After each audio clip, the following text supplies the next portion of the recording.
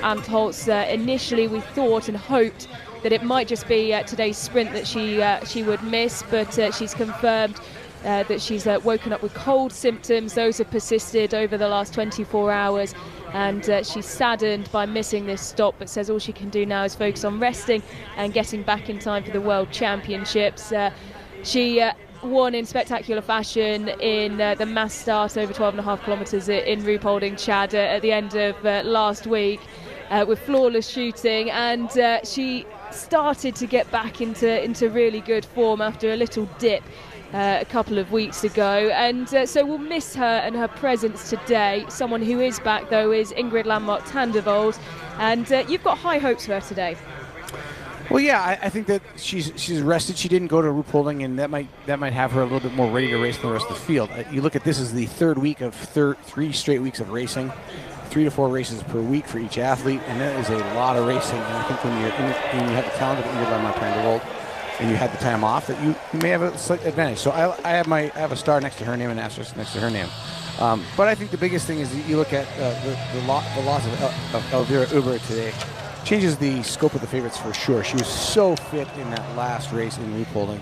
But oftentimes, you know, I've done a lot of coaching since then, and I've seen this happen. Is you have when you have spectacular performances, you need spectacular recovery, and a lot of times athletes get sick off of great performances, like we saw from Sunday in Ruhpolding with Öberg, and now she has to wait and prepare for the World Championships. This is absolutely the right move for the Swedish coaches and for Elvira herself. Yep, it's been a intense 3 weeks of back-to-back racing, and with some longer race weekends thrown into the mix as well, the 5 days in Ruhpolding that we've just come off the back of, and there really is no opportunity to rest once the athletes move it straight into practice and training, and it's definitely, as Chad said, a decision that's been made with the World Championships looming on the horizon. And of course, a period of rest between now, the end of this race weekend, and then, as we see Deidre Irwin of the USA, who is wearing bib number 1 today. And well, Chad, there's plenty of big names going in the early order, and one of the surprises, potentially Paula Botte. This, of course, due to her ranking. Plenty who, as we see, Deidre Irwin just getting a little bit caught coming around the corner, who are new to the sport, might be surprised to see her starting so early on.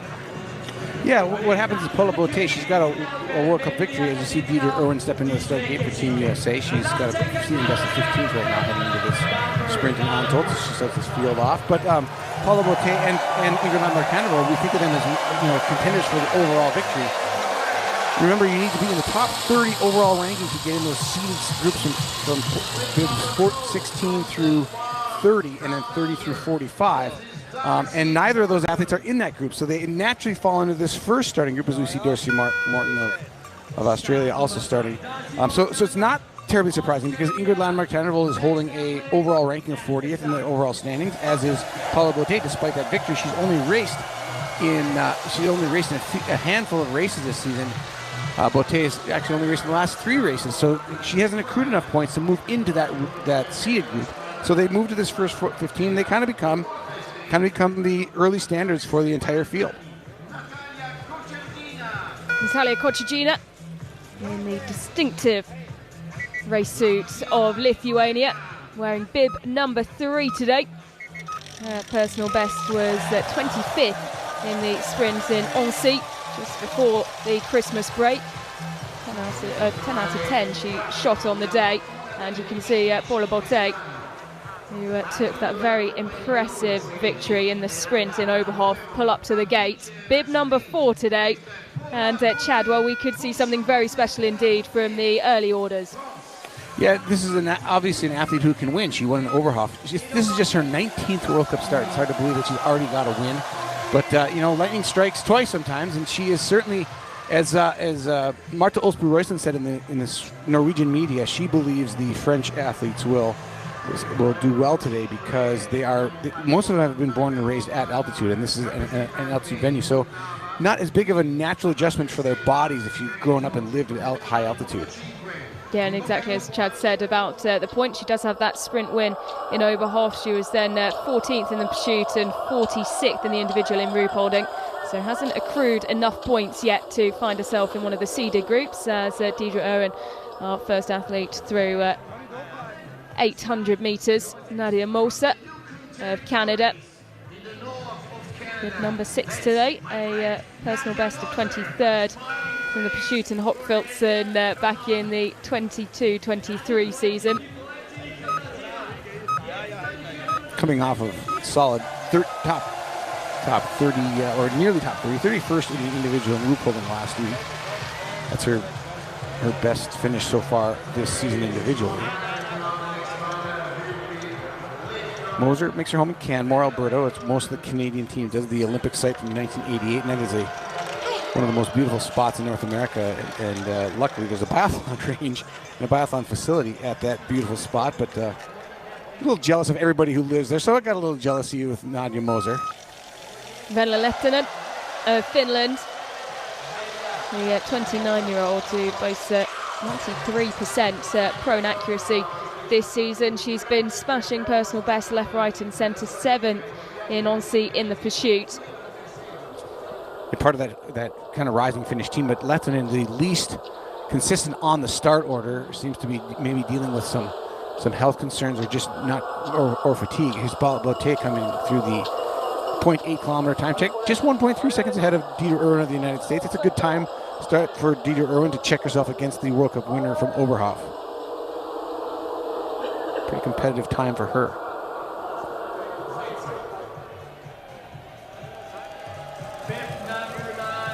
Johanna Skottheim of Sweden, 5th in the individual in Ruhpolding. That's her 5th World Cup flower ceremony. Yeah, and just basically solidified a spot on the Swedish team. I think she's pretty tentative as to whether or not she's going to get a start in this Antholz World Cups, and I think that leading the Swedes in the individual is probably a pretty good thing for her future on the team this season. And a loud roar as Michaela Kalala made her way out from behind the advertising board and up towards the gate. The 27-year-old in the form of her life, and she got very used to starting early in the order. Her personal best in the sprint in Oberhof 2 race weekends ago, finishing 16th.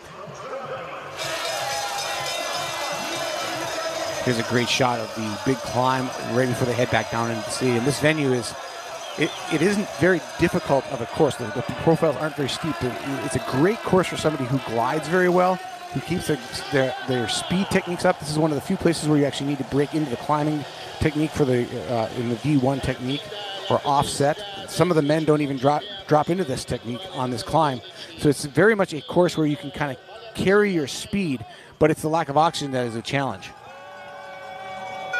Well, after missing in Ruhpolding, opting to just skip to Antholz to start her training and preparation for this race weekend. Ingrid Landmark-Tandvold gets her race underway. Yeah, in the preparation, we talked a little bit about how difficult these weekends are, week in and week out, and that's kind of one of the biggest difficulties of transitioning from a developing athlete like Paula Beauté, where you're younger and you don't race as consistently and as condensed as a World Cup, and you don't travel as much. So there's time for training and development, but that's the biggest challenge is going from a model of training in which you are preparing for an entire World Cup season as opposed to just trying to peak for World Championships. When that gets disrupted, like Ingrid Landmark-Tandvold did with her heart problems in December, she's got to go back and deal with that, and then she has to build some fitness back up. And she realized that if she didn't take Ruhpolding off to build the fitness, she's not going to have a spot to do that for the World Championships and still arrive on good form. Yep, so she's wearing bib number 12. No podiums here. But one today would sure mark her return in very good fashion indeed. Deidre Owen, first into the range, bib number 1 for the United States of America. Hasn't cleaned a sprint race yet this year. She's hit 9 for 10 twice. You can see that's another thing you can expect here. Longer time between shots because of the altitude. Taking maybe an extra breath between each shot. So it almost looks like they're shooting in an individual competition with their slower cadence. Oh, and there's a miss. Tough start for Dieter Irwin. Very deliberate.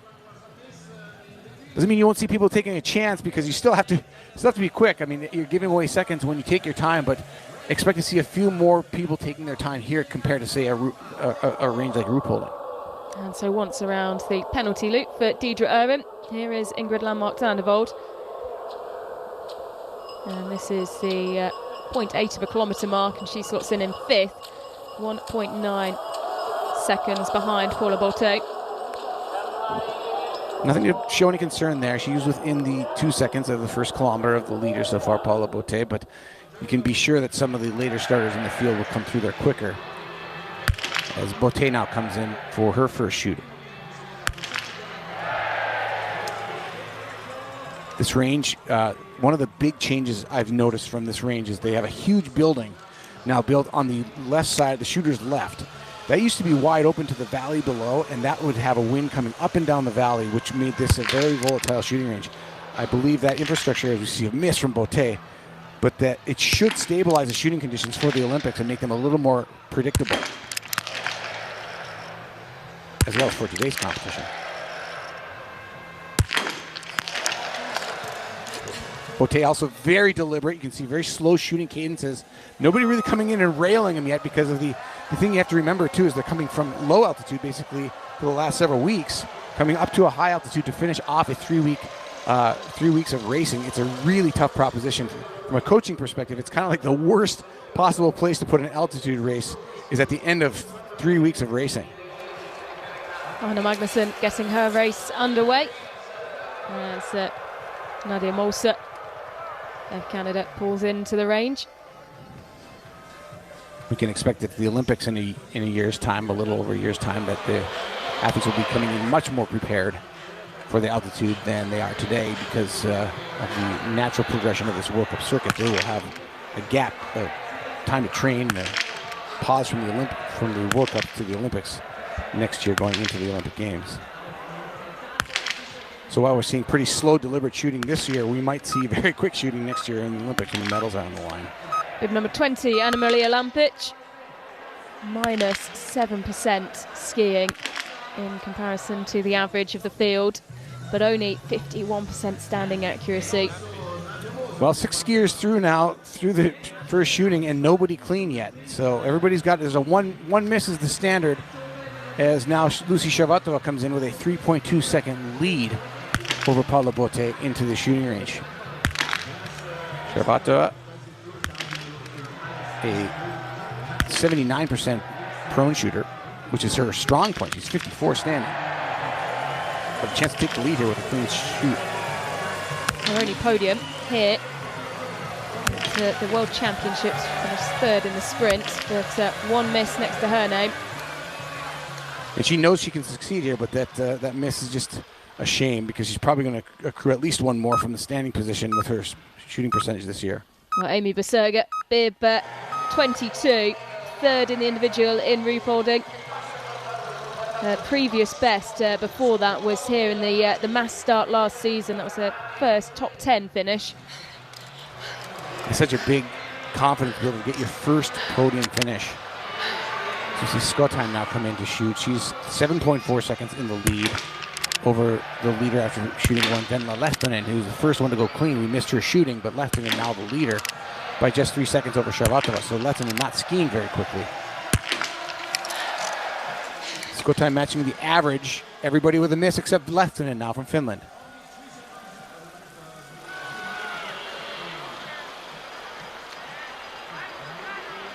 Michaela Carrara now of Italy. She's got 6.3 seconds on Lehtonen. You can see that most people are going to come in with a negative time as Lehtonen's the leader. She's the only clean one so far, though, and that's why she's leading until someone cleans. We're probably going to see every skier come in with a green light on the in time coming in. But now Carrara should take the lead. Yep, she'll leave with the green light. Let's see how much by, though, as she pulls away from the mat. It looks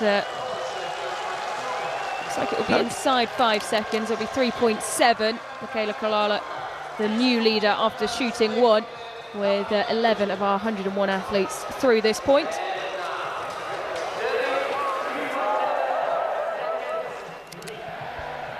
Here's Vandervelde now. Comes in with 6.9 seconds on Carrara.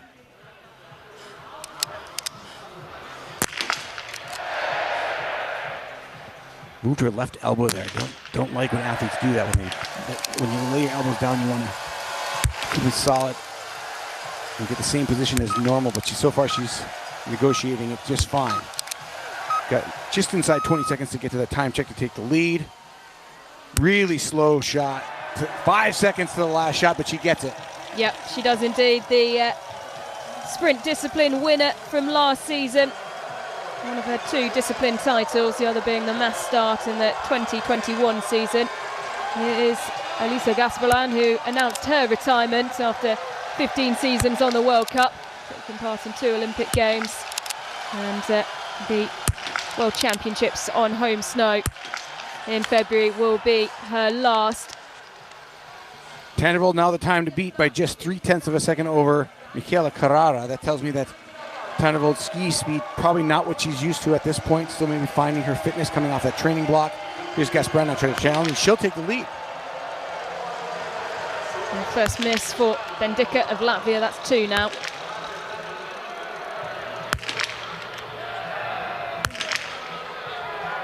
You can see that there's very little, if you watch the shooting, the people who are succeeding are falling just a little bit outside the, their normal routine. It's a little bit slower, a little more deliberate, and then, again, that's just the altitude speaking. Laura Hristova, mid-15, 21 years of age. Currently sitting 82nd in the overall standings. She comes in with 7.2 seconds in arrears and a chance to take the lead. Probably not going to get there with just 11 seconds left, but still, solid start for somebody who's ranked in the 80s or in the overall standings. Yep, very short, solid shooting indeed. 5 out of 5. Not a name we normally follow after the first shooting stage, but here she is. Hristova, the 21-year-old, getting a little bit of time at the front of the leaderboard. And she'll slot in 6th, 9.2 seconds behind the time of Gaspelan. That's an incredible 94% prone accuracy. And her PB was actually from this course last season in the short individual. We had no sprint last season, and she finished 25th on that day and has made a good start today. Here's Anna Magnusson. She has a good time, 7.6 seconds faster than the leader, Elisa Gasperan. That's a pretty solid ski time. Gasperan and Magnusson evenly match on their statistics ski time, so I think Magnusson maybe a little bit faster than her average. 4 athletes through shooting 1, clean. It's now risen to 5. Oh, a miss, uncharacteristic of Magnusson. She's a 90% prone shooter, and she misses one there. And the last shot only just sneaking in as well. Again, your heart's kind of pounding through your chest. Now you see bib 20 coming in as well as bib number 4. Bib 20 was Anna Maria Lampic. She's the fastest time by 9 seconds coming in to the stadium. And Paula Botte with a penalty, still leading by 25 coming into the standing, but only 3 athletes in front of her. Yeah, you can see Lampic pulling up next to her compatriot. Another miss. That's 3 misses on the day now for Paula Botte, and that is her race over in terms of trying to find a podium and a top 10 finish. Anna Maria Lampic, a miss for her, and it's only 1 miss. It's pretty solid. I think Lampic can go, if she can go 1-1. There's an opportunity for her to win at this altitude shooting that well. She didn't really slow her shooting down terribly much either. Pretty normal for her. It's a sign that maybe she's not feeling the altitude effect as much. You could see she'd caught up with Lena Lepinch, her compatriot, who started 30 seconds before her. And these are the current standings after shooting 1, with 19 athletes through the first shooting stage. That now rises to 20. We're expecting 101 starters. We've got 1 DNS, that is Elvira Öberg. There's Venla Lehtinen now, bib number 7. She's made up the 30-second stagger on bib number 6, Nadia Moser. Lehtinen clean from the prone position. And still sitting, if you back split back to the first shooting stage, she's 5.3 seconds out of the lead after prone. So it's still a very realistic shot at taking the lead here. She comes in 9.2 seconds slower than Paula Botte, the current leader, after 2 shooting stages. Hannah Öberg beginning her journey with 36. As we go back to Venla Lehtinen. It's in a nice solid position. Her barrel movement's very minimal. Taking her time, very slow, deliberate shooting. This is going to be well over 30, maybe 40 seconds of shooting time. But she gets all 5, and that's a clean day for Lehtinen. Yep, 10 out of 10. Yep. Really nice day in the office in terms of shooting. The coaching staff, who we see a lot of, particularly in zeroing behind the range, be very, very happy with that. As Venla Lehtinen over the line, 31.4 seconds her advantage, and 1 lap to go. This will be where she can try and throw down a quick time. 5 out of 5 for Anna Gardler. Well, Ingrid Landmark-Tannerveld on that second loop, coming to the standing shooting, leading at 3.3 kilometers, but she's only leading Lehtinen at that point by 8.2 seconds.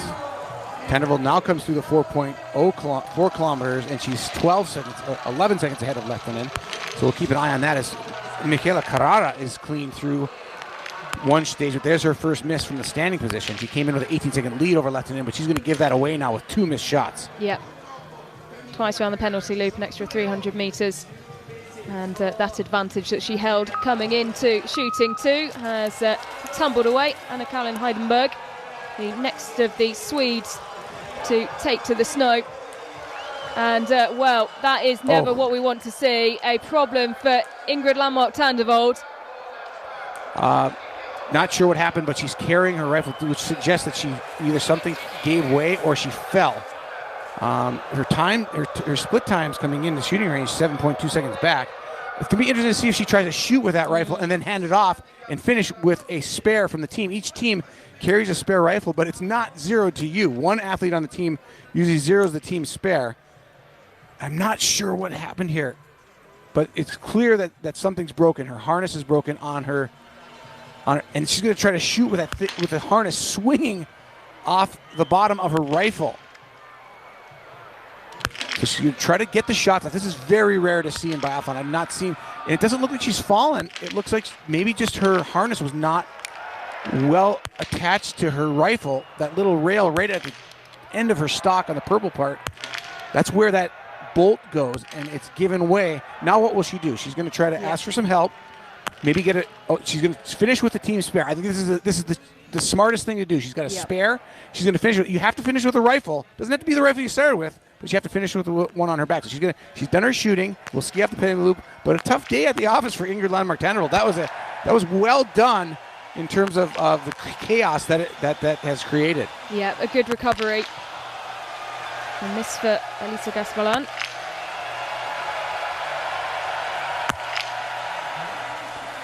So Lehtinen stays the first clean athlete through 2 shooting stages, as Gasparin will go once to the loop and will lose the lead. So Lehtinen leading for Finland still with 12 athletes through the shooting stage. There's enough damage control from Ingrid Landmark-Tannerveld. She exits shooting 2 in second. She is 20.1 seconds down on the time of Venla Lehtinen. This is Hannah Öberg coming towards the,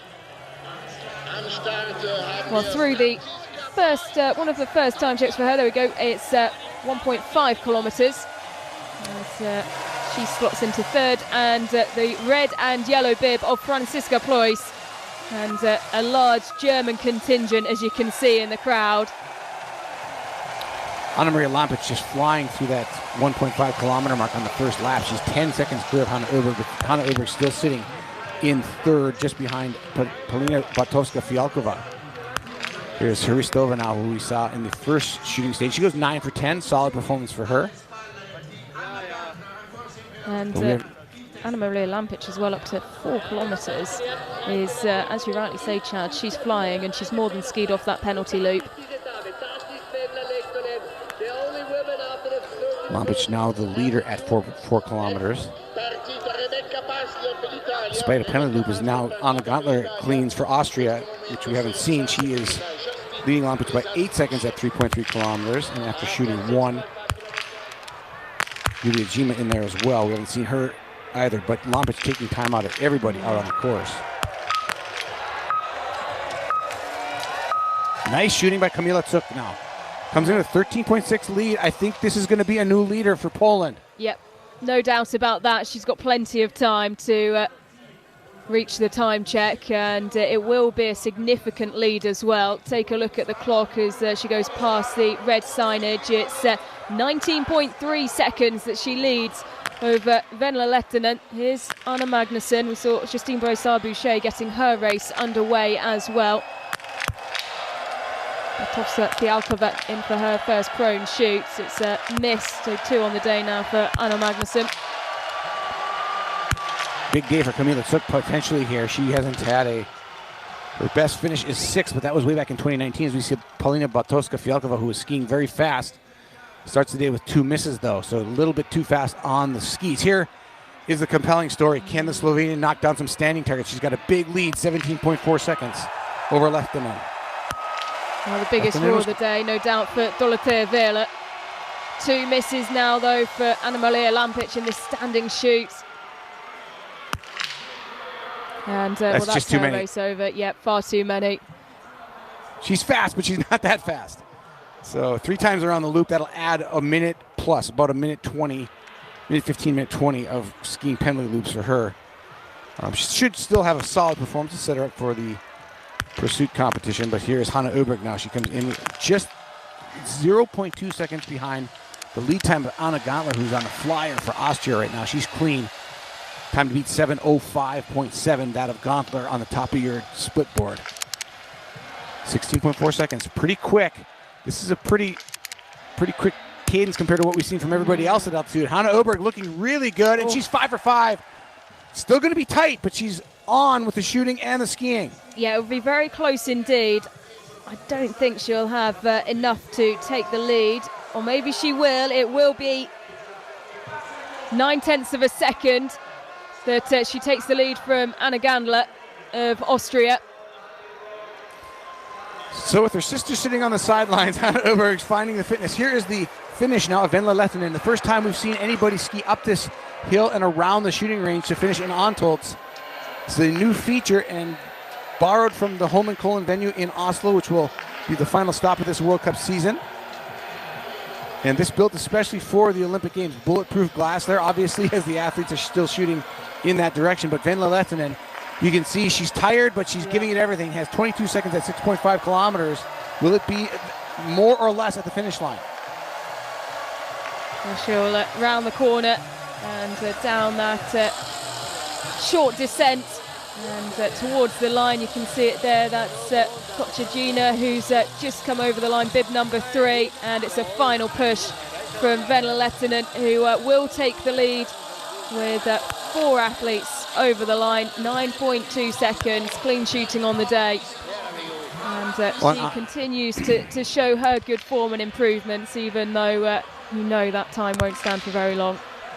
Anna Gantler sensing that she had an opportunity to do something special and misses the final 3 shots of her standing, and I think we won't see her again among the leaders. Here's Justine Brossard-Boucher now at 0.8 kilometers, just getting started, but still she's only 3.5 seconds off the time of Lampic. Nobody else within 10 besides Preuss. Preuss was 10 back, or excuse me, at this point Hanna Öberg was 4 back, so Justine Brossard-Boucher halfway between Lampic and Öberg.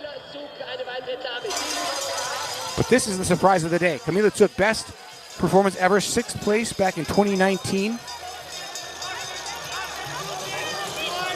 Her most recent top result was this season in the sprint in Annecy, where she finished 8th. So 1 time inside the top 10. So she's shown that she has the form this season, but this is something somewhat new from Kamila Cuk, and she's leading by 23.8 seconds with just over a kilometer to go. Here's Michaela Kalala, 2 misses in the standing position, pushing towards the line, and she will go into the lead. 2.9 seconds. 2 misses on the day. That's a nice ski time. She has 2 penalties and beats Lettinen, who is clean. Jean Richard now comes in 3 seconds down to the leader after prone, which is now Hannah Öberg by just 9/10 of a second over Gantler. But Gantler had 3 misses from standing, so not a real valid first time check for the shooting range for Gantler now. Richard going past the time of Öberg, but clean. And the blue bib is the leader in the under-23 competition. Here is Ingrid Landmark-Tandevold, who, well, was on a really good course until an issue with the strapping of her rifle. She had to change it out after the second shoot. She will finish the race, but it will be far from what she would have known she's capable of without that technical fault on the rifle. She'll be welcomed home by a strong Norwegian contingent in the crowd, and it will be third for now for Ingrid Landmark-Tandevold, 3.6 seconds behind the time of the leader, as Franziska Preuss takes the lead coming into shooting 1. And she's clean, and that's very nice from Franziska Preuss. That was fast shooting. We haven't seen anybody really throw it out there like she did just there, but Franziska Preuss, and I think she'll get rewarded with the lead. If not, it'll be very tight between her and Hannah Öberg now from Sweden. And she falls outside the time of Öberg and into third, but right there knocking on the door. Indeed. It's her and Hannah Öberg with the quick shooting. The eye-catching quick shooting. Here's Julia Zima, who also goes clean, 10 out of 10. And she'll challenge now the time of Zuk. Justine Bressard-Boucher comes into the prone as we watch Zima leave. Zima's going to be tight. It's very close to the lead for the Ukrainian. Bressard-Boucher cleans from the prone position. First we'll see Zima after standing. Yep, so into the lead, 1.1 seconds her advantage after shooting 2. This is Justine Bressard-Boucher, who's 9.4 seconds in the lead. Hannah Öberg trailing by 9.4 seconds now as she leaves the prone shooting. And that is, well, a big statement laid down in the first lap for the Frenchwoman. Well, let's just put this in perspective as we watch Camila Zuk come to the finish. Lampic only outskis Justine Bressard-Boucher by 2.6 seconds and has a whole host of misses. Justine Bressard-Boucher is skiing even with Lampic and shoots fast and clean, and that's why she has a huge lead after shooting number 1. Well, Ingrid Landmark-Tandevold still soaking up the crowd and the atmosphere here in Antholz as Camilla Zuk coming towards the line. It will be more than enough for a commanding lead as things stand. 26.1 seconds, sitting at the top of the order. Her personal best 6th from Soldier Hollow back in the 18-19 season as Dorothea Vila goes 5 for 5.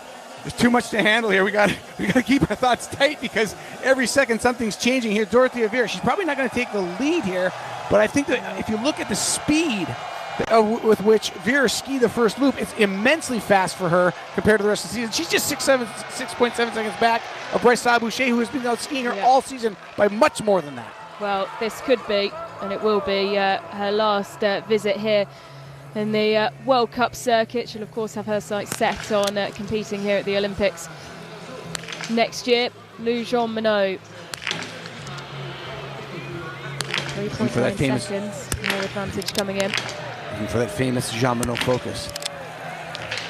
Very rarely see her break concentration like we just saw there. Not as composed as she normally is. She's usually laser. She still gets all 5. But again, the high altitude maybe just a little bit checking the athletes as they're coming in to shoot from this first prone position. Jean Monod could take the lead. It's going to be very close for the lead again. 0.6 of a second in it, but Jean Monod is in the lead. Bressard-Boucher pushed down to second. Here's Hannah Öberg looking to go 10 out of 10 and one miss. And it will be 9 out of 10 on the day for Hannah Öberg once around the penalty loop. I think she needed that. She needed that. She needed to be 10 today because she's just not skiing fast enough to touch Bressard-Boucher. She's 15 seconds back, halfway around the second loop.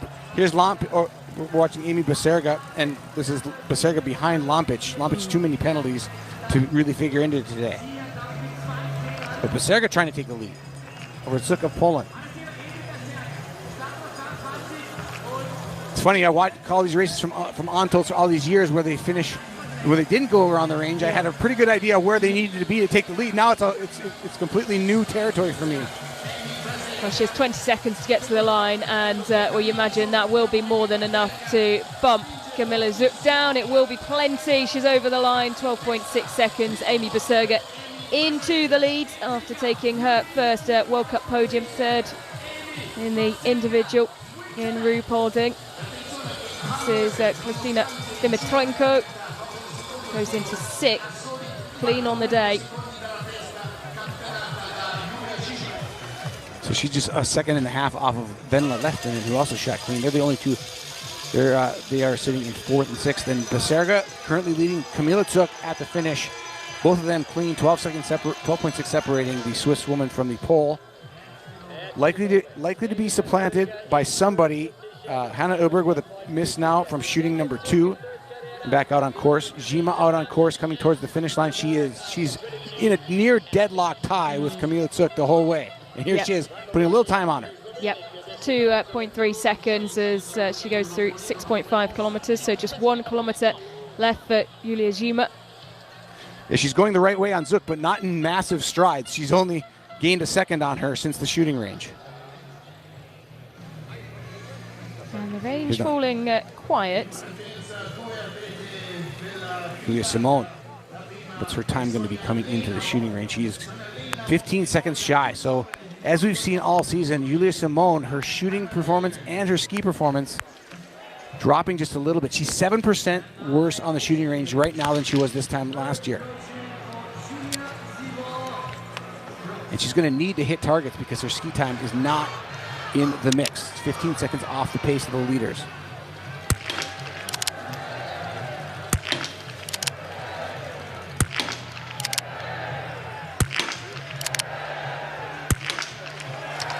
Well done. Hit some targets. She did, 5 out of 5. And let's see where she comes out of shooting 1.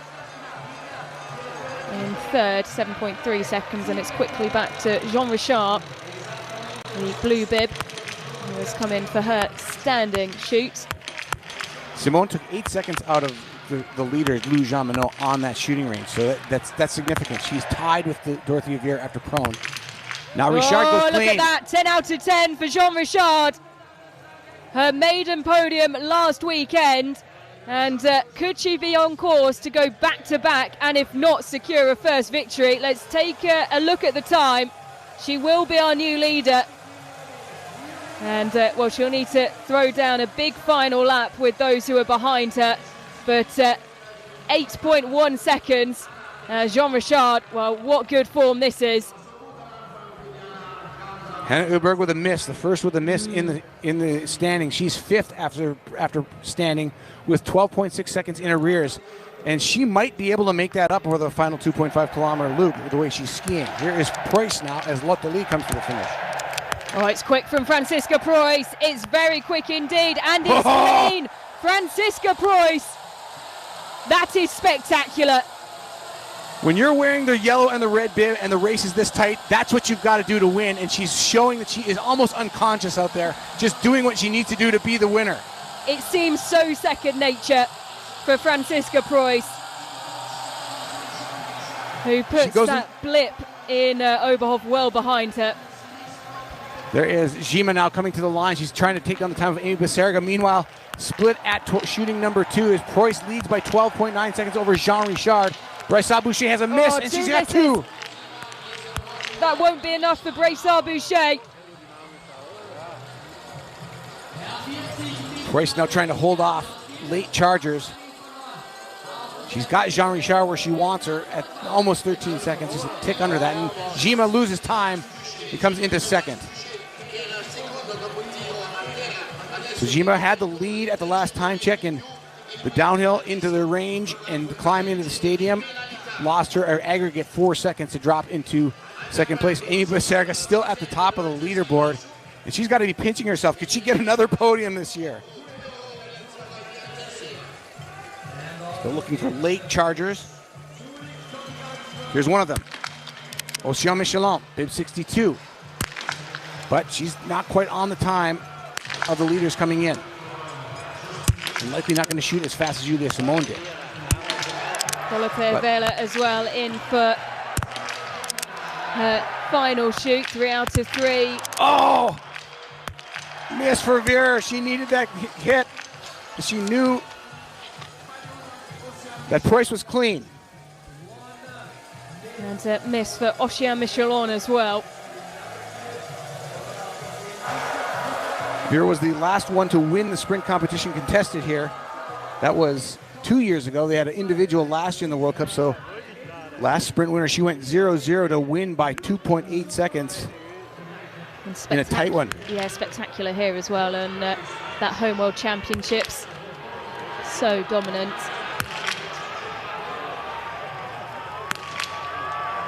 She's got the time to win. Lou Jean Monod skiing very well. It's basically between her and Preuss now.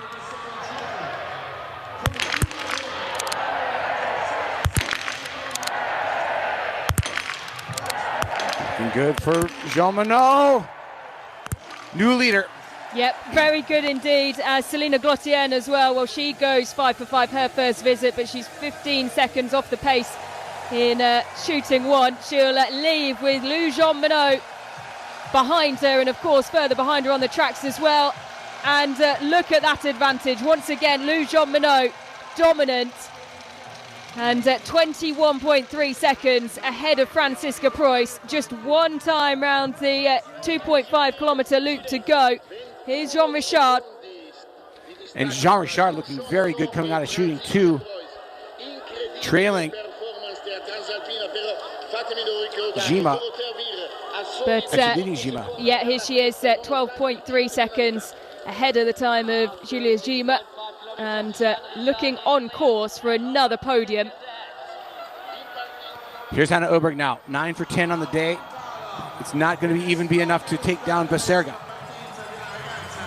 So Beserga should stay in the lead spot here.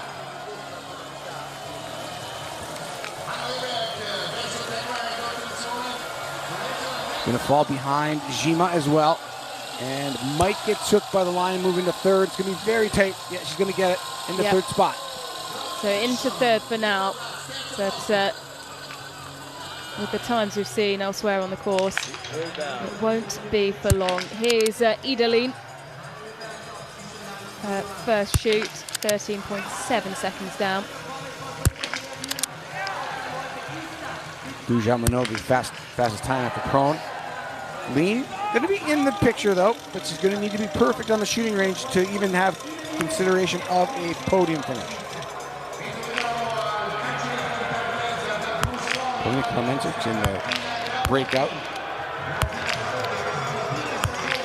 Klementic comes in 40 seconds down to the fastest, 40.1 down to Lou Jean Monod. And we'll add another 23 to 24 seconds of penalty loop onto that time gap. Looking back out on the course. Now here's Lou Jean Monod coming into the 5.8 kilometer mark. Time back. Time to Preuss was 21.3 in the negative. She's losing a second and a half to Preuss from the shooting range. So Preuss, I think Jean Monod is basically, she's right out at her limit coming into that standing, and she probably hasn't reserved much. She knew she had to go based on the early splits, and now she's just going to try to hang on to the lead.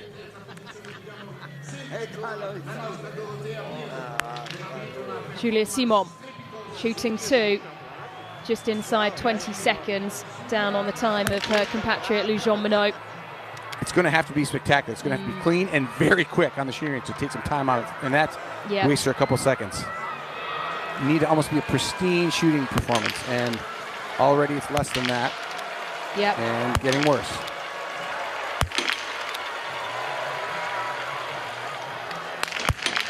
So that's Julia Simon out of the battle for a podium today, as Jean Richard just goes through the screen, and we can focus on the blue bib now of young Jean Richard, who is in exceptional form, the 22-year-old.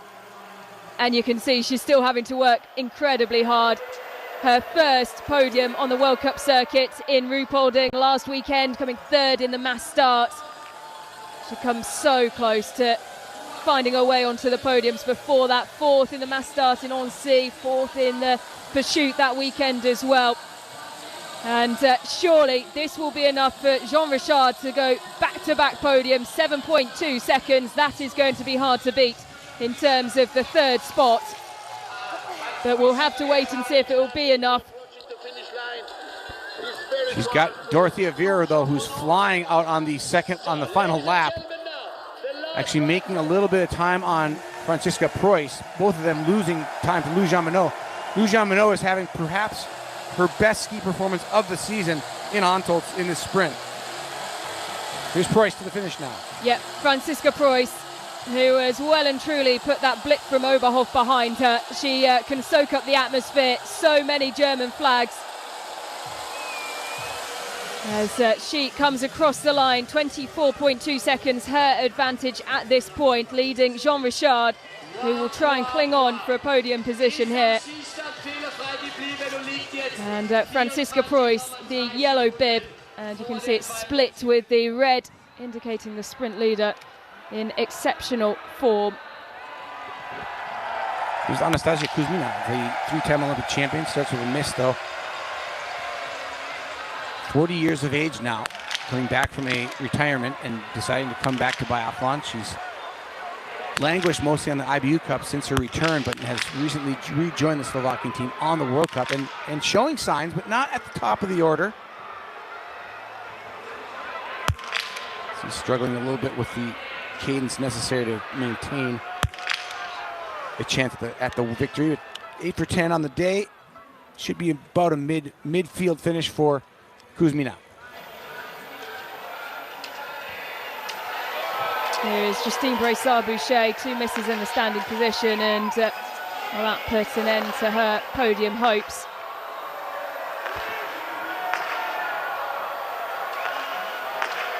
Still want to be set up well for the pursuit competition, and even though going to fall short of the podium, likely when all is said and done, she's going to fall outside the time of Passaga already, and she still has Jean-Monod out behind her on the course.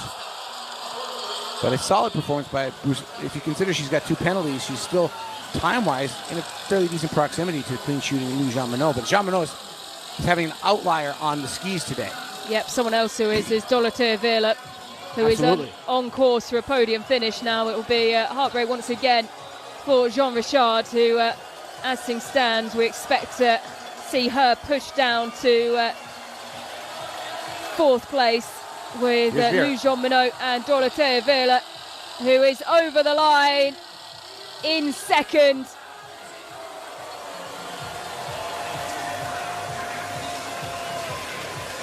Fourth in Ruhpolding, and it would be an exceptional farewell in terms of the World Cup circuit. Of course, she'll have her sights on coming back for and competing here at the Olympic Games next year. But Lou Jean-Monod, once again, a dominant performance. A big gasp of air, 16.7 seconds, and no one will be able to push her off top spot today. Another victory. Just looking at her last lap, you can see she lost time the whole way. She was on her. She was absolutely charging from the beginning of the competition. And when you shoot clean, charging like that at altitude, that is an impressive amount of confidence in your shooting ability. Great performance by Jean-Monod, the complete biathlete today. Shooting number 2 is from Germany, Selina Grotian, faster than Preuss. Ganz stark, da liegt Grotian nur 9,1 Sekunden hinter Jean-Monod. Mit einer starken. Plenty of tired bodies. And this is not over yet. You can hear the stadium announcers talking about the race of Selina Grotian to the crowd on hand. And Grotian is actually moving faster than on the skis than Preuss over the second lap. So we definitely want to keep an eye on Grotian, as she's currently sitting in 5th at the 4-kilometer mark, but just 15 seconds back and clean. Coming in to shoot now is Grotian. She'll be following just behind Ital. But Grotian has shot standing. We missed it. She's clean.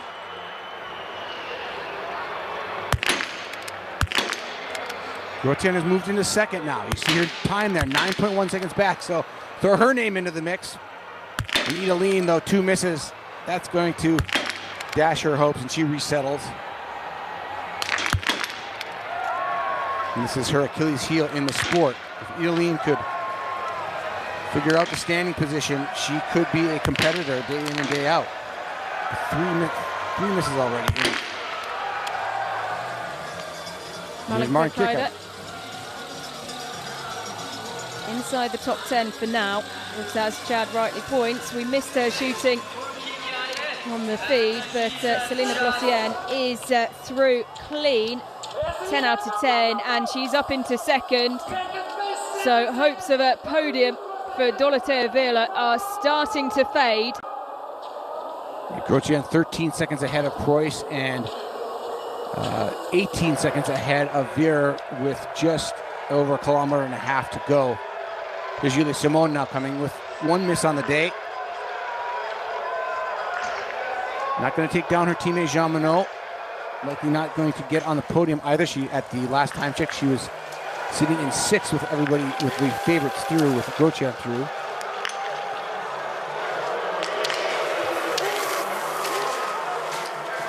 It was a really slow first lap for Selina Glossian, who was picked up the pace tenfold in the closing stages. Yeah, she was just 14th, 14 seconds back of Lou Jean Monod coming into shooting number 1. Amazingly, Jean Monod was faster than Lampic coming into shooting 1. We don't see that very often, and that's what I'm saying. This is a massive step forward for Jean Monod compared to the rest of the field. I don't know if it's the field feeling tired or if Jean Monod just having a great day, but that is an atypical ski performance on the positive side for Jean Monod today to take this win.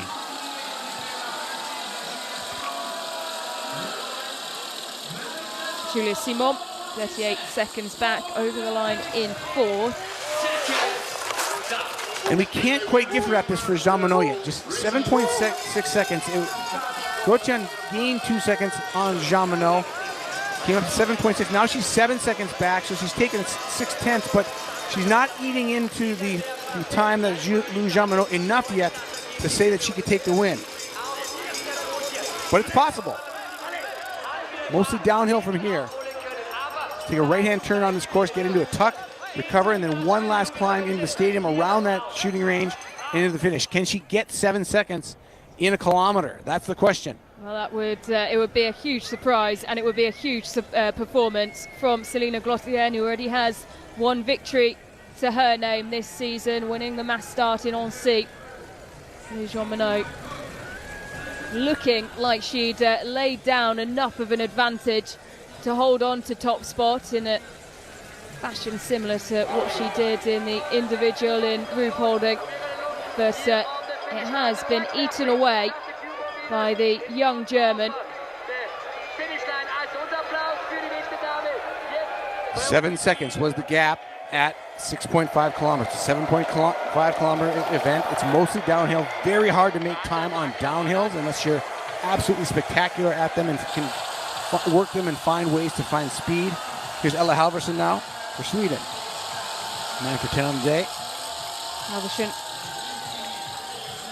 over the line in 15th. Really big step forward for her this season, 25-year-old. Spent most of her career on the IB Cup, and she give young athletes who are out there still trying to toil away in their mid-20s some hope when you see somebody like Ella Halverson make a big jump like that mid-career. Here's Grotjean now. Coach is urging her on, telling her she can do it, but it's got to be something special. Well, we won't see it on the screen, but we do get a peek of the time check and the time difference at 7.2 kilometres, and it is now down to 5.3 seconds. But you can see it's just the other side of the large warehouse-style building there is the finish line, and it does seem like Selina Glossian will run out of time. 50 seconds to get to the finish. It seems like a little too much from where we are. She's going to go up and around the shooting range, this new configuration, then back down into the finishing stretch. She's at 40 seconds now, 38 seconds, and it's probably not enough. I think she's probably about 4 to 5 seconds shy. But don't take away from this performance as we see Ochelin Michelon.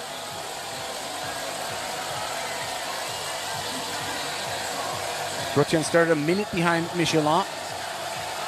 Michelin's going to come across the line in the top 10. 6th place.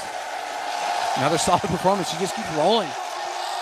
And here is Selina Grotjean.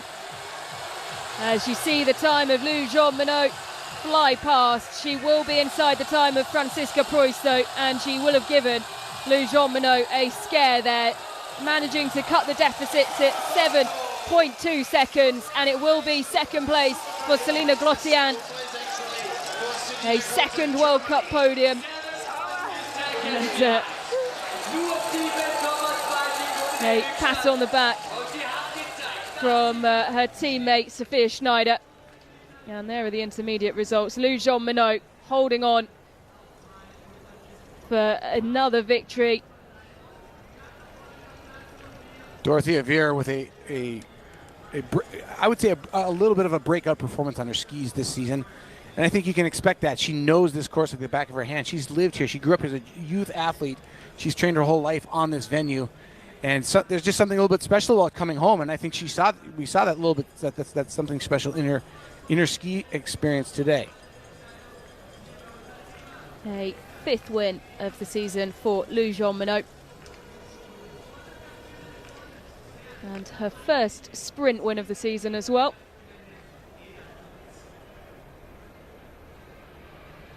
Jean Monod's time just compared to Dorothea Viera's winning time 2 years ago, 9 seconds slower, or 10 seconds slower, almost to 10.1 seconds slower than Viera's win in 2023. And the first time she's stood atop the podium here in Antholz. It's bib number 80, Hannah Ockenthaler. One miss in the prone position, coming in 70 or 83 seconds behind the time of Lou Jean Monod. Just another one of the Italian athletes who lives right in this valley, just a few kilometers down the road of her home, and where she grew up. Her father, the U.S. Biathlon team coach right now. And Ockenthaler very familiar with this venue and goes 9 for 10, solid day. Coach Joni Kakkonen, the Finnish native who is the shooting coach for Team Italy, looking on. He also a former U.S. Biathlon team coach. Kakkonen and Hannah Ockenthaler's father worked together for the U.S. team.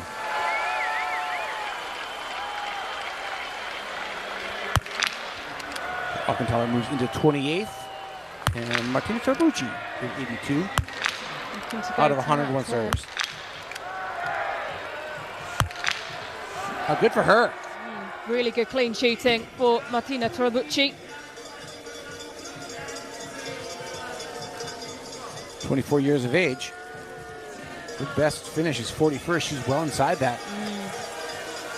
She's going to slot into the top 20. Yep, set for a huge personal best today, Martina Tarbucci.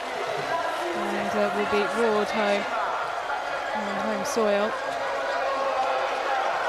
Just inside a minute behind the leader.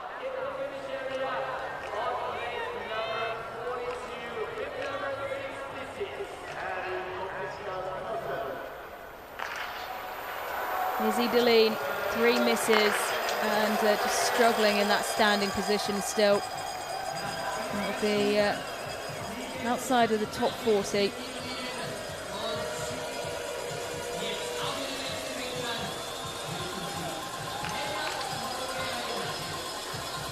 A strong finish to ensure her place in the pursuit on Saturday.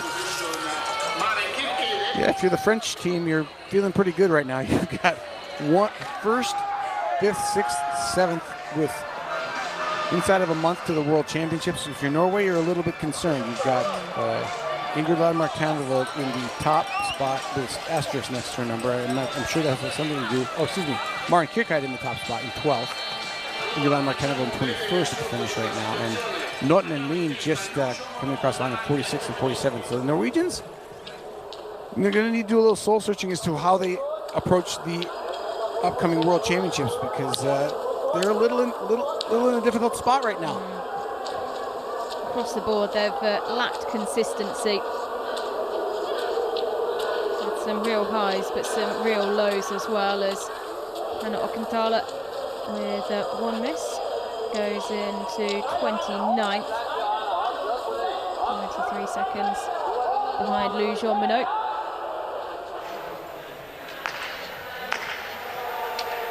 Here's Ragnhild Femstanovic challenging for the top Norwegian spot with Maren Kirkeide. She's 1 second ahead of her at the last time check. So with the World Championships looming, can Femstanovic solidify her spot on that World Championship team? This might be a big statement for her, as I believe they're going to want to see some good performances from their athletes, and if she is the top Norwegian and she's left off the team, that might get some that might make some noise in the Norwegian camp. And just a minute out. Yeah, won't be enough to finish ahead of Maren Kirkeide. 40 for Femstanovic.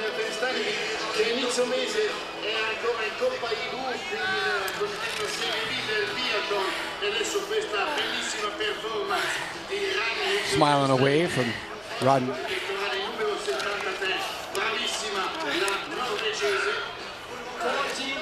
Still haven't seen any announcement yet from the Norwegian camp about their World Championship team roster. Should be. I thought we were going to see that after RuPoling. I haven't seen it come across the ticker yet. I've seen the cross-country World Championship team being named already, and they have another extra 3 weeks to go, but they named that team early. Regardless, Femstanovic with a solid performance, 9 for 10 in the top 15 right now.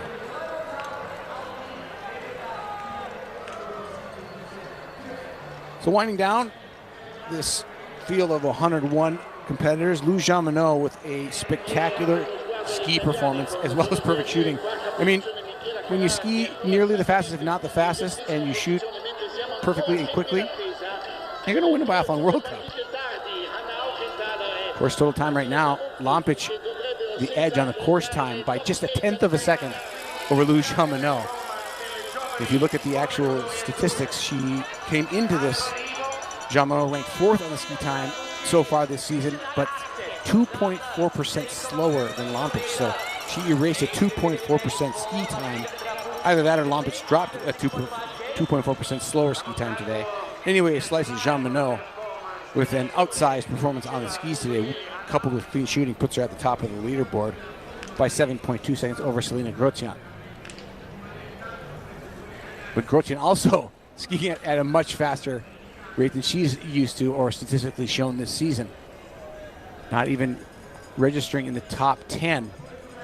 Grotian comes in just 7 seconds back in biathlon of Lou Jean-Monod. She was the 4th fastest ski time, 17.6 seconds slower than Lampic and Jean-Monod.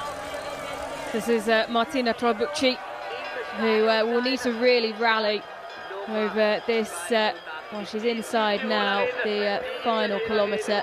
If she's to find a new personal best today, it's a strong step up. Personal best 17th in Annecy in the mass start. Another of the athletes who has made a big step up, just continued to smash personal best, and she had an excellent weekend in terms of her performance in Annecy-le-Grand-Bonnard before the Christmas break.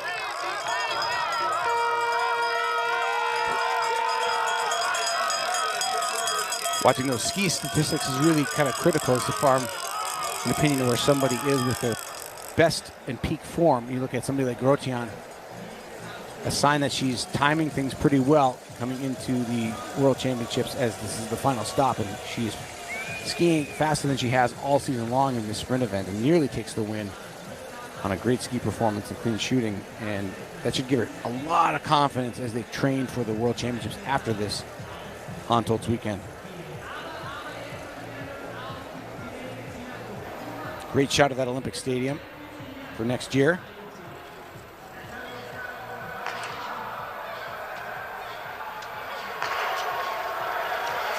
Hannah Ockenthaler will fall outside of the top 20. has done more than enough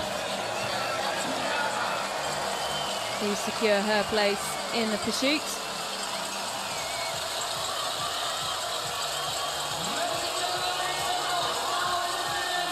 And 29 for Hannah Ockenthaler. Her top finish so far this year, 9th in the NC Sprint. So she was absent for the World Cup weekend in RuPaul. Makes you wonder if maybe she's coming back from some time off due to stress or illness. There's Trabucci now. She put a short message out on Instagram confirming that she was under the weather with some cold symptoms. Here's her compatriot and teammate Martina Trabucci. Clean shooting. A good day for the Italian team. And Trabucci over the line in 20th. 10 out of 10. And then at 24 behind Louise Romano.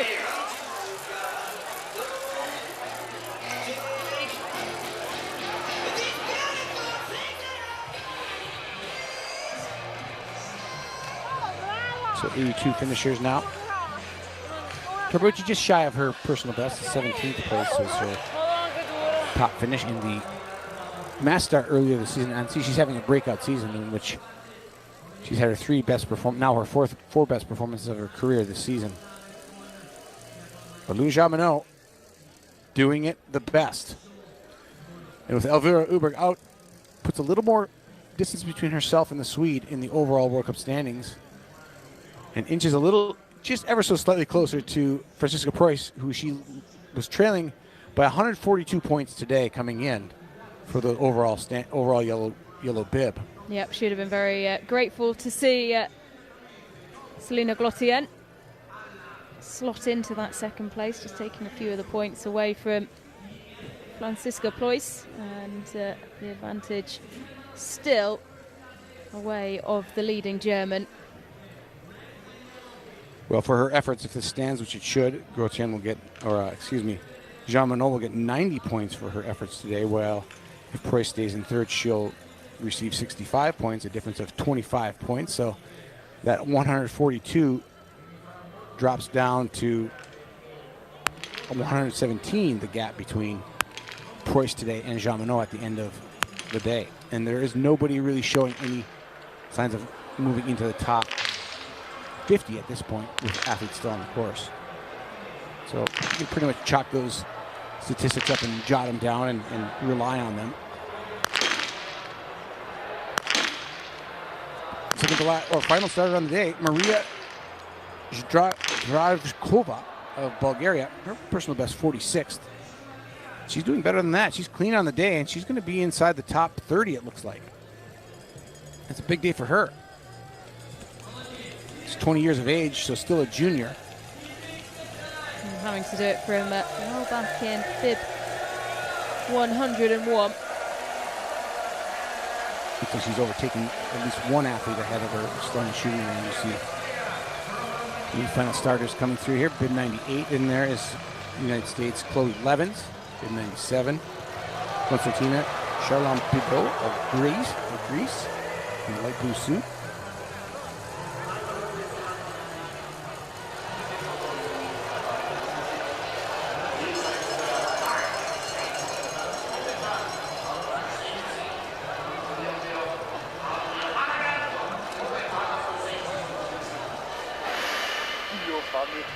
Maria prima delle buche.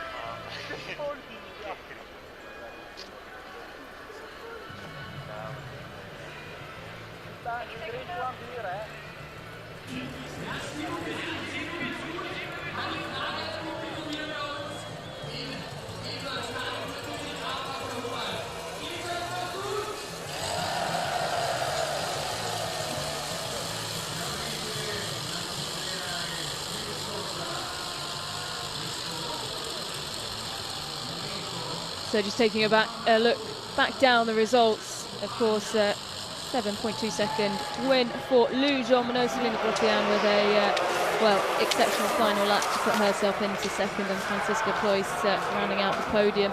When you look a little bit further down though, Chad, Ingrid Landmark-Tandervold, who was on for a very good day, she finished 90 seconds off the pace of our eventual winner with one miss, but there is a small star next to her name. We, of course, at the moment don't know what the jury and the officials are looking into, but you can assume that it's something maybe to do with the handover of the rifle.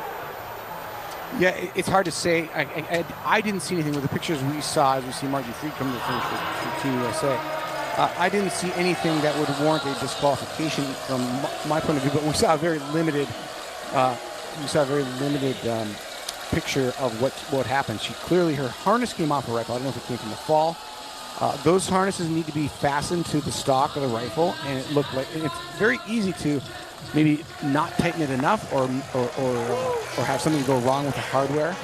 But she did come in, shot with the rifle, and then left with a spare rifle. The only thing that I can think of is that she needed to finish with the rifle she shot with. That's the possibility that goes into my mind, the possible thing, that she couldn't come in, shoot with the rifle, then hand the old rifle over. She may have needed to actually fix the rifle she shot with or shoot with the spare. That's the other thing. So either way, neither are great time savers, we'll say. You're going to shoot with a rifle you're not as comfortable with. It's probably her own spare rifle because she is a left-handed shooter. And it was a left-handed rifle that she left with. It might have been one of her old rifles or her old stock on a team spare.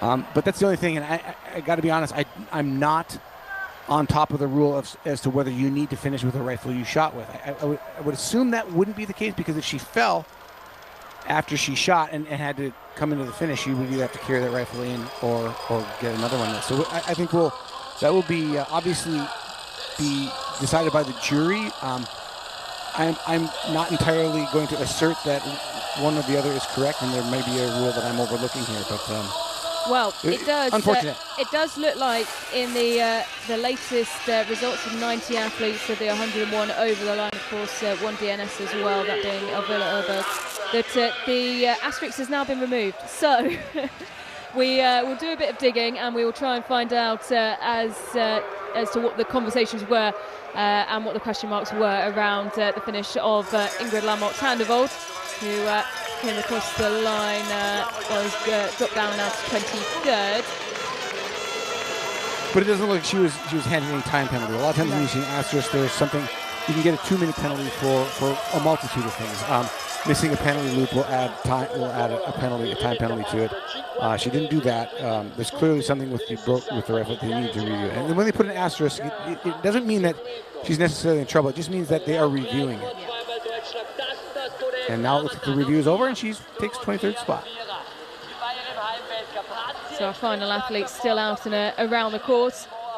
91 now over the line, and another great day for the Germans. Selina Glossian, second podium of the season, obviously after taking victory in the mass start in Annecy, and well, the exceptional form of Franziska Klois continues. Yeah, dare we call it a renaissance of German women's biathlon? To say so would mean that they've been in kind of dire straits, which isn't entirely true either. But we saw at the if we consider back to Kontiolahti, when we saw the start orders and the names in the start order, some pretty young athletes in there. It was a pretty big change of guard, and you could probably feel there was some, I would guess there was some questioning of those choices for those World Cup spots, just with the youngsters in there. But I think the Germans have proven that their choices of giving these younger Germans a chance at the World Cup start order has paid off, at least in the form of Grotian for sure. And Tannheimer is not here, but she has had already a flower ceremony this season. Yeah, particularly Julia Tannheimer stepping up, still just a teenager, and Selina Glossian, who is not much older. Both well decorated at junior level, junior world championships, plenty of gold medals as part of the German team in the relays and in the individual events as well. And Selina Glossian has made the step up to senior biathlon look well, quite seamless, to feature on the podium twice. So we're just over the halfway mark of World Cup races, obviously just behind it if you include the World Championships. But Selina Glossian, one of the many revelations of this season, with plenty coming out of the German camp. Yeah, but still a little bit of health issues. You get Vanessa Voigt not here. She already has a podium this season and is not on the start here. Has only raced sporadically since the 7th race of the year in the pursuit in Annecy Le Grand Bonan, and she's not really returned with any kind of prowess. She did start in Oberhof and finished 68th in the sprint there, and then finished 70th in the individual in Germany. So that's not a great sign either. So then you look deep. You're looking at relay possibilities. You've got Scherer, who's here today. Scherer finishing currently in the 53rd spot for Germany, and Sophia Schneider in 28th with 2 penalties. It's good skiing for Schneider. So while they have Tannheimer back in reserve, and you've got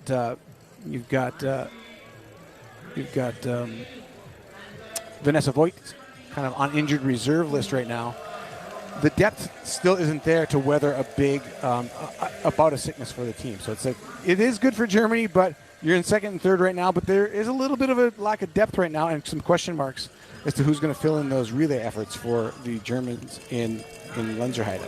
I think it was evident, though, their performance in Ruhpolding as the German women's team took back-to-back victories in the women's relay, that whoever you put on the relay team, they will give everything for the flag, and I would argue that there is plenty of positive signs to take a look at, particularly in terms of relays, that they could swap half the team out and still finish with the same result.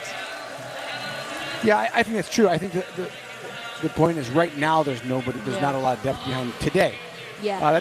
But there's a lot of time to the World Championships. I don't think they're in any kind of trouble. I think you're absolutely right. I wouldn't say they're in trouble.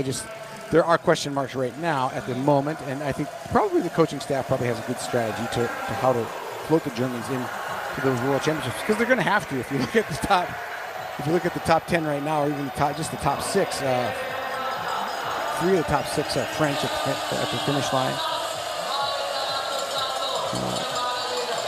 Or top 7, 4 of the top 7, 3 of the top 6. Auchan Michelin in 7th. It's a pretty formidable group, and Sweden and Norway really don't have any answers right now either, with Elvira Öberg out sick. Yeah, and it's the same if you look at the total score as well.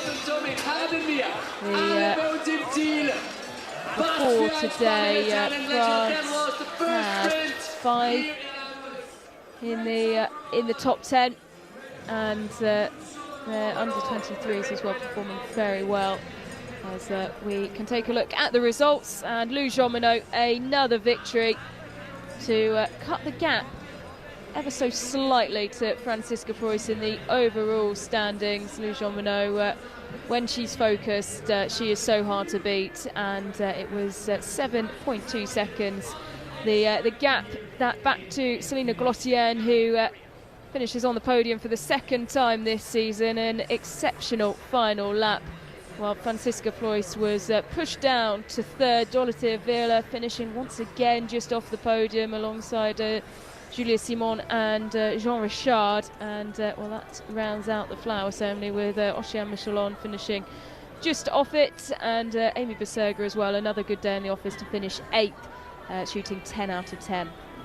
I think you have to, if you look at the ski times too, you have to make note of Dorothea Wieler with the 3rd fastest course time on the day, 15 seconds shy of Lampic and Jean-Monod. And Jean-Monod having a spectacular performance today. And Selina Grotjean as well. Those two aren't even in the top 10 in the ski performance for the season coming into this weekend, and they go 3 and 4 on the skis. Ocean Michelin also a fairly strong performance today in 6th on the ski time. And though she didn't back it up with her shooting, the podium winner from the mass start in Le Grand Bonan, Paulina Batowska-Fialkova, skied very well today. Just too many misses to be factored into the overall standings. But when you go into the World Championships, you need that ski speed.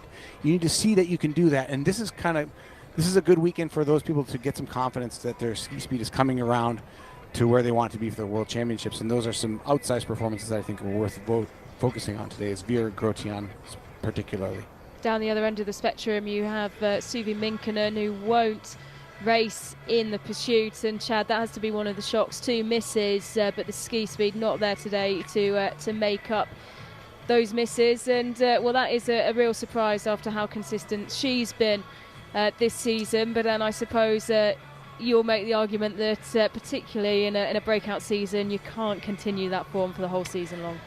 You can't, and it may be a good message to making it. But the other thing that you have to think about is I thought of this when we saw Lethton and Clean, and as far back as she was ski time, and you can't tell across the board. But the Finns today clearly not with the ski speed, and then that leads to the question is did they miss the skis? And that's always a possibility. You have to look at the ski preparation, and with the Finns being as good as they've been this year, they look a shadow of themselves today, and that can often be chalked up to just the ski performance, the actual skis gliding on the snow. And well, there are the total score standings. It's still Franziska Preuss who leads the way from Lou Jean Monod, who cuts the point advantage that Franziska Preuss holds, but only ever so slightly.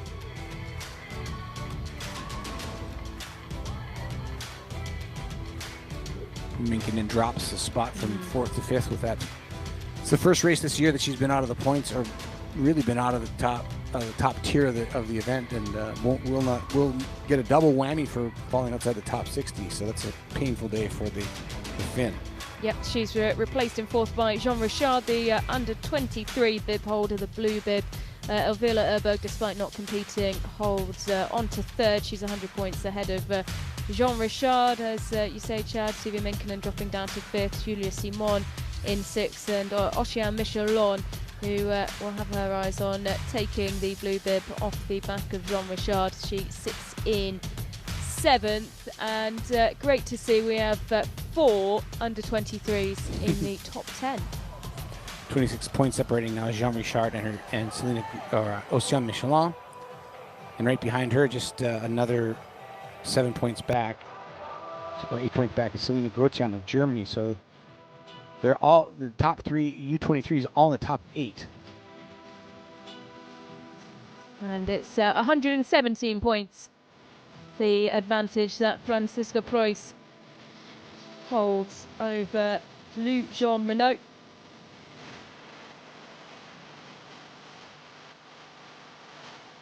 And just great to get a look at this Olympic Stadium, the work they've done here on Antholz for the 2026 Olympic Games. Not a very windy day on this range. This range can be very tricky, as I've said, but I think the new building built up on the left side of the shooting range, keeping the wind out, the wind usually coming from left, right, and can be very strong. Then building a building there might make it swirl as well. So there's a lot of range dynamics that have changed probably from Antholz, from what's been in the past. Its long history as it's been 6-time World Championship venue. The most World Championships held at any venue in the world is here, and then now it's going to be an Olympic venue on top of it. So this is, in a lot of ways, the most historic venue of the sport of biathlon now. Ruhpolding built about the same time in the 1970s. They usually follow each other in the World Cup orders. You see Lou Jean Monod getting another victory here today. But just the lore of this venue continuing to grow as it takes yet another iteration of infrastructure. And what an amazing first day and a great race. We saw some great performances. Lou Jean Monod might be one of her best performances of her career. We'll have to get her over and see what she says about today.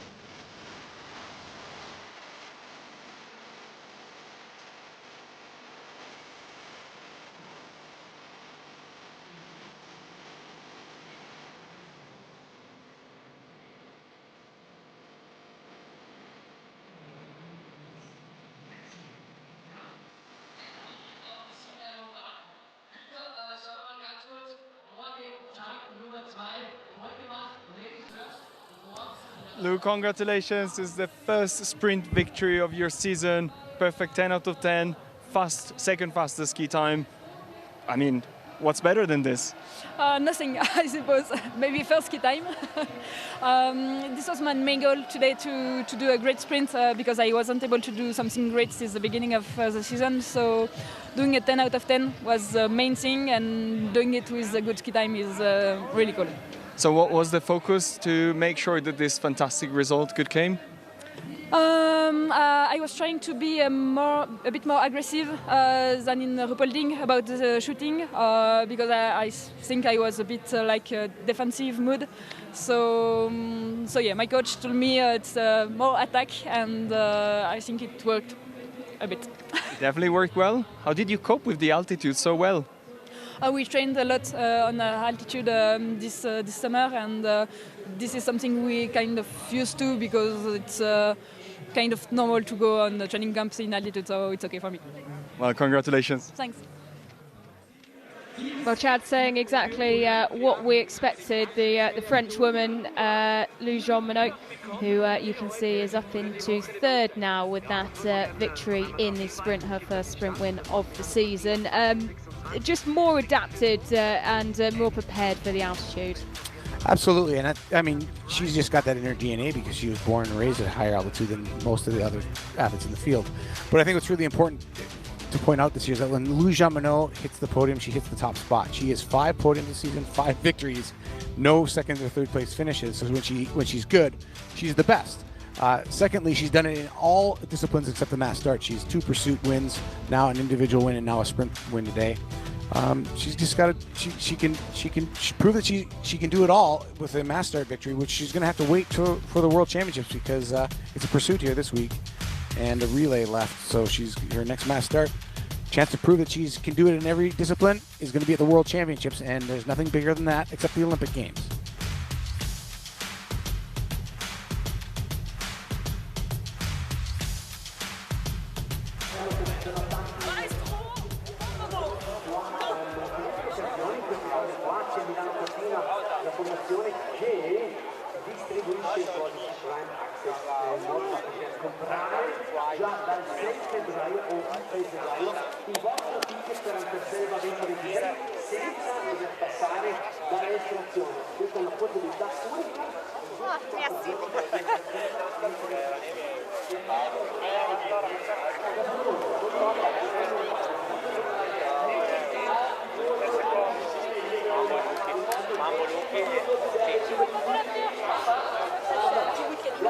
C'est bien les tiens.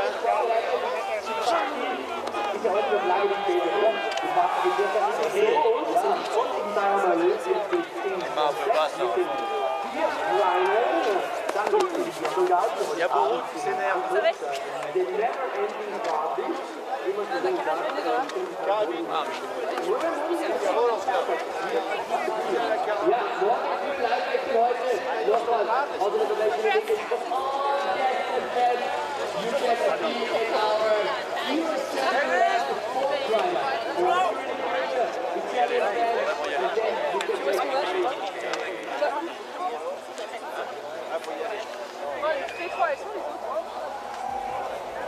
Ready, voters?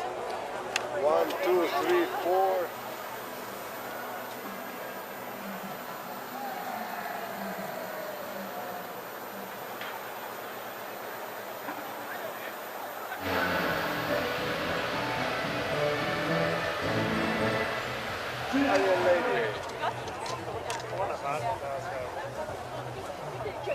Will this still be Je suis arrivée, je pouvais plus ralentir.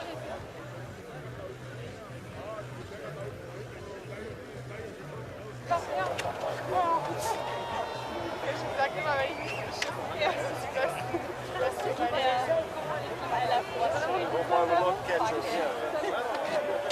Das ist lustig, als wir und ich auf der Umseite gesessen sind mit Beine hoch auf dem Tisch. Danke.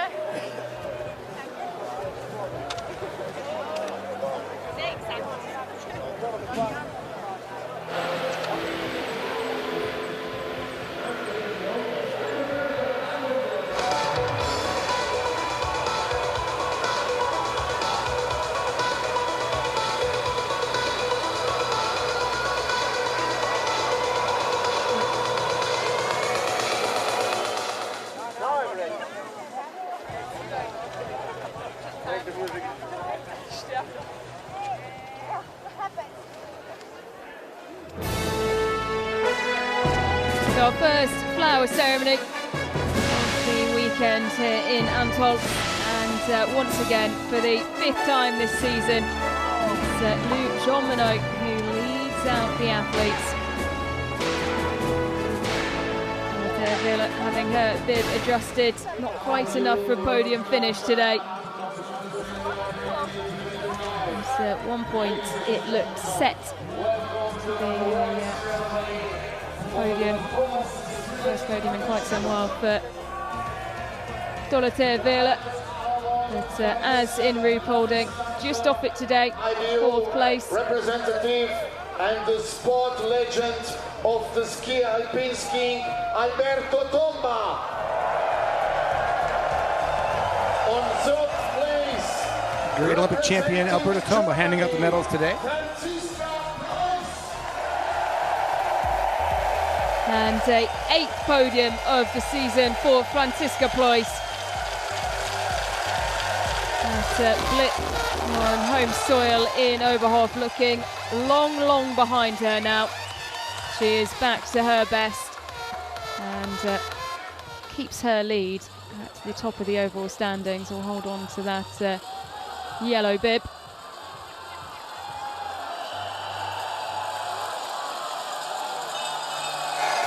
On 2nd place, representing Germany, Selina Gautier.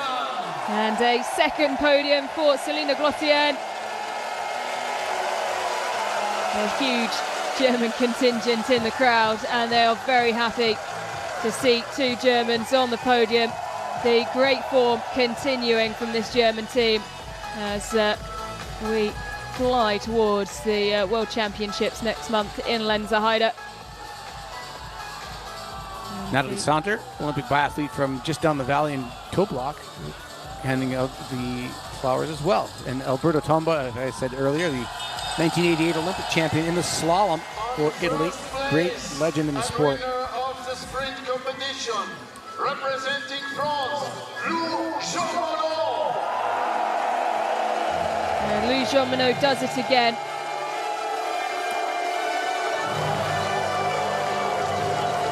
Her 5th victory of the season, her first sprint win. An almost perfect day.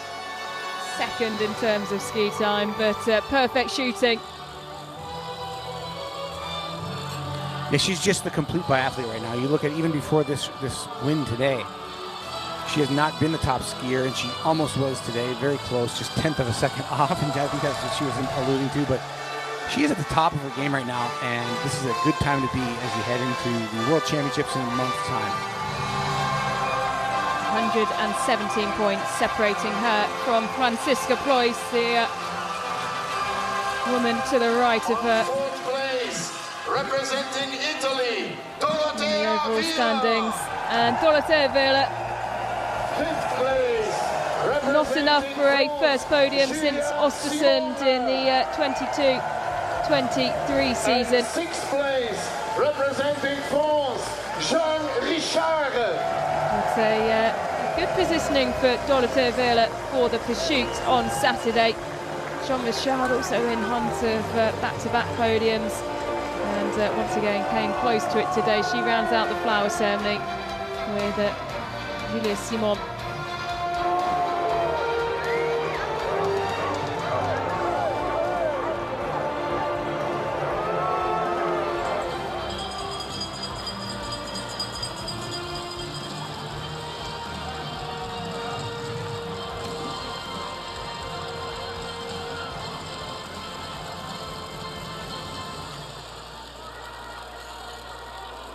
Lou Jean-Monod, Selina Gautier, Franziska Preuss, Elvira, Julia Simon.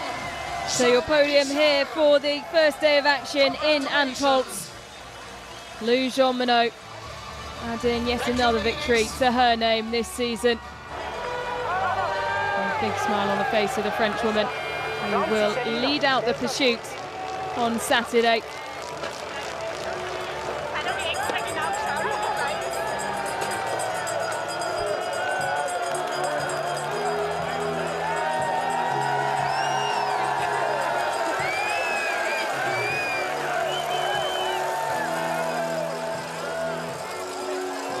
Thank you so much, Maxi. Danke. The action continues tomorrow with the men's 10 kilometre sprint, which gets underway at 2:30 Central European time. And then, as mentioned, it is the women's pursuit, which will kick things off on Saturday, followed by the men's relay, before the women's relay and the men's pursuit round out the weekend. But we will be back at 2:30 Central European time tomorrow for the men's 10 kilometre sprint.